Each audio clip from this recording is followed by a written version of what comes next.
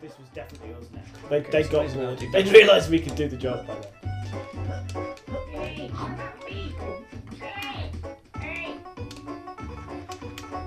Yep, bit of money. Oh, now the money is important, obviously. Anyone Really loud speech now. What? I thought it was really loud. This. What are you here to point out the fucking book? I think the round's on I me. thought it was a bit too loud. I'm gonna get tanked. It's not a book test. Tell them how the game was made. You sat here, quick. Well, that was fucking shit, wasn't it? Why did we do it like that? That's not what you meant. That's not the purpose of this. It's about how great everything was and how hard we worked. We did work hard. We're very hard. Right. You get chocolate? Chocolate. Is there anything up here yet? No, you can't go up there. You could never get up there. What you need to do is, Right down. yeah, no, on the other side because you need to. Well, the door's open, so you need to go into the barn, and then you go. Do we meet Mr. King B now? No. You go into the barn, don't you? But you can go and meet him if you want. I think if he's there. Because you need to open the door on the inside, and then you use the crate to get up there. He's not there yet. Oh, there we go. Right, okay. There you go. Think. I know. The task's going forever. Now, listen to that. That's really good. The way it all dropped down. No pauses as well when it loads. Just seamless. straight in. Seamless. This is great. Hey, you over there. Doesn't the little one have a really deep voice? Apparently there's something real neat inside this barn. I can't quite see it myself. Unless, of course, some guy's jumping around stinking horse poo's real neat. Which, of course, it isn't. This is pretty neat. Oh, the old locked door. The old death by Bumbola. Hey, Frankie! I think there's a little fellow over there. Just come in through the door. These three. This was Tim's favourite task, wasn't It it? was. Tim used to watch this. Used to play it Yeah. over and over. Just- It's always my turn to kick their asses. Frank, just go over there and kick his ass. Yeah, go over there, kick his ass. Little Somebody's gotta kick his ass. fucking You ain't gonna be wankers. I'm a brother. Yeah, you don't kick ass. But I'm a paint pot anyway. I'm a paint pot. Go kick his ass. Okay, I'll kick his ass. I'm not going over there. He can come over here. Okay. Hey, here comes quick. Now, Kick still. for all everyone who is obviously curious about the pitchfork and his proclivity, which is a great word.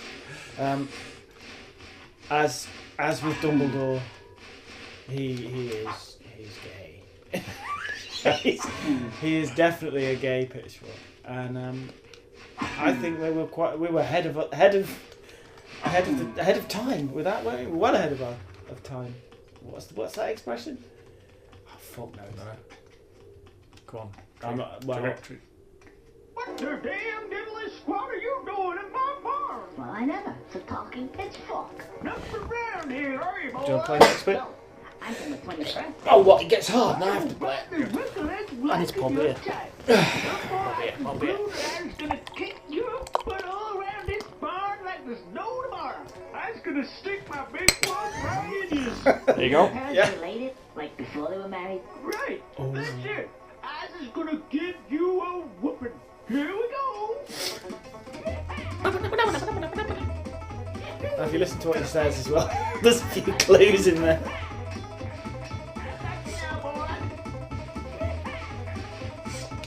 Oh, you bastard. This is the most impossible banjo part ever.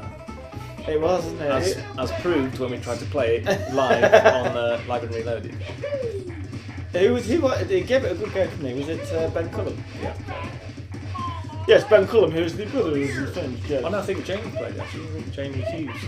Oh, okay, right. It was fucking hard, wasn't it? So we changed the part for Live and Reloaded because it was redonkulous, really. If you look at the little eyeballs that come off, they bounce and squash. Yeah, you could kick him into the wall, couldn't You could, yeah. I can't remember how many of these. Do you have to get the ball? Yeah. Oh, Obviously, we'll do the small ones first. It's easier because they speed up, don't they? yeah.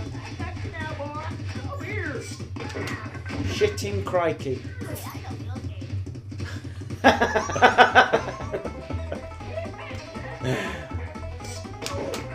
Alright.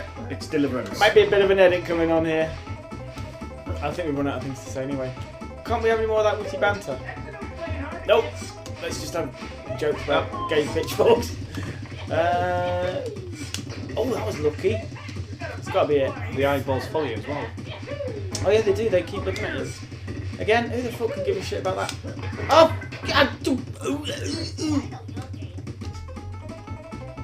Come here. Where's he gone? Chuck that over there. Oh shit.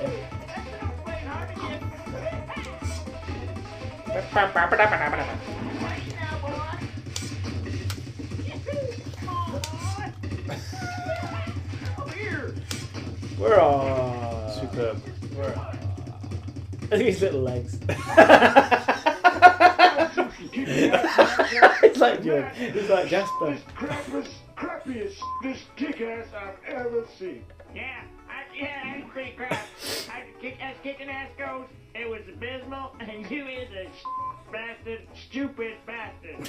Isn't he? Yeah. Yeah, it sure is. So, what are you gonna do now? Very Secure funny. yourself, because that's what I recommend. This was the second one we did, wasn't it? It was? I think it was, We got a yeah. rope right here. Just We got a in the rope. barn. Yeah, we got a rope. The whole barn bit. What kind of friends are you? It's quite. It's pretty raw, isn't it? When you think about it. It's It's like this homosexual pitchfork who obviously fancies the pants off the pot and the brush, and they kind of want it as well, but This was Tim, But Tim used would to rather crack up be- at this bit. oh yeah, What are you doing? Tinder with Echo. You stupid bastard. Oh, remember? This even got a neck. Yeah, look at you up there hanging there, you stupid bastard. I'm not sure this made sense because he had a massive Yeah, neck. I already said that. Shut up. Okay. I don't believe it. I don't appear to have a neck. Oh, in the description. Hey, you got an esophagus. Oh, diddle-da-dam. I'm gonna be up here for some time. So there you go. Seamless integration of narrative and What's the eyeballs following? Yeah. well, some you kick some of them and some squash. Just random. The old squash. No, they don't. You do actually kick some. So coming up is Martin Hollis's favourite joke in the whole game. Oh, the fourth wall that we break again. We did actually do that quite a lot in this game. It was we'll probably talk about that later. Remember the thing with the end credits we were going to do, and we didn't have time. You know, with the Yes, the yeah, with the outtakes. outtakes, and then Toy Story one did. Toy Story did it. Like we were going to do it, and then we'd have been out first with that, and we could have said that they'd ripped us off. And I really fucking regret not doing that now. Yeah. We were going to do outtakes at the end with the characters, like so somewhere in here, when the credits roll, you were going to get like a bit of the background would fall over, and everyone would go cut, cut, and then all the basically what they did in Toy Story. Except that wasn't out. Honest, we were. Honestly, gonna we do it. were. We had it all planned. I think we even started some of the cutscenes. So things like Conker would get stroppy on set and stuff like that. Like, how could I work with these bloody pitchforks? He had a completely different voice, real prima donna. We sort of did it a little bit. You know the bit with the teddy bears when Conker comes onto the level and they're all there smoking the cigars. And he gets, Yes. oh yes, anyway, yeah. Oh, into character. So we're going to do those and they're going to be like in the end credits. I thought that was just to take the piss out of a certain tester. Wasn't it? Well, it was that as well, but it was also because the original cutscene was then operating Yeah. on the dead teddy, on the That was. dead. Oh yeah. We had to take it out because Nintendo got a bit funny about that, didn't they? Anyway, so back on with this. Why did we talk about that? We're talking about that because breaking the fourth wall, yes. So we did that quite a lot in the game. Where what that means is, if anyone doesn't know, is the medium you're in becomes aware of itself, which can be very, very, very funny if you do it right. So it's like in like a classic example of that is the end of Blazing Saddles, isn't it? Where Yeah. they have the fucking big fight, and it actually breaks out into the It's studio. near the set. studio lots, yeah. So that it's very funny, and we did it quite a bit in the game. And this is one of those times where we're self-aware of the fact that we're in a game, and that gaming conventions are kind of a bit silly, really. You know, you've got 3 lives, you have to hit something 3 times to kill it, and that sort of stuff. And rather than what it is a way of disguising that you're just doing those conventions anyway because it's expected of you. Yeah, that's quite funny. bastard. Why does he suddenly appear there? Because he was just falling out of there. That was right. It's like, again, it's like, oh, how the fuck do we get the bee onto the level? Because it's essentially that's all this level is about. No, he could have just appeared outside, but I think the thing with you is you always wanted to have a reason. Well, that was the point. Why was the chocolate floating in midair? Was because it was anti-gravity. Yeah. Why is it anti-gravity? Because the thing invented it, and that's the cutscene that explains it. Whereas most games would go, it's there, it's floating. Just deal with it. Yeah. So we make a joke out of it, and we bother to go. I hate it. I hate it in games where you have something that's just taken for granted as a convention. They do it now. You get games like, even now, you'll get a game which is super real, a super real first-person shooter, and there's the fucking ammo floating in the air, and no one's going, hang on a second, what the fuck's that? How's that doing that? Never. What? You can see the sensor spread down. I can't get in. Oh, you bastard. That was Reader's Beavers, wasn't it? It was, yeah. Reader's Beavers. I don't know if that is anyone. Is that a particularly British thing? Is it? Reader's Wives. Reader's Wives. Probably. In Britain, you have like the Reader's Wives section of Razzle, which was this kind of really low rent porno mag, which I was quite fond of when I was a kid. And it was pretty bad anyway, wasn't it, in terms of the quality of the product? But are we getting into realms we probably shouldn't talk about it? Yeah. But it had a section in the back which was particularly nasty called Reader's Wives, where the readers would actually photos. Yeah. The Reader's Wives photos of what are we talking? Oh, Reader's Beavers. So that's. Oh yes, here we go. Yes, this is it. I like this piece of music actually. Please do this one.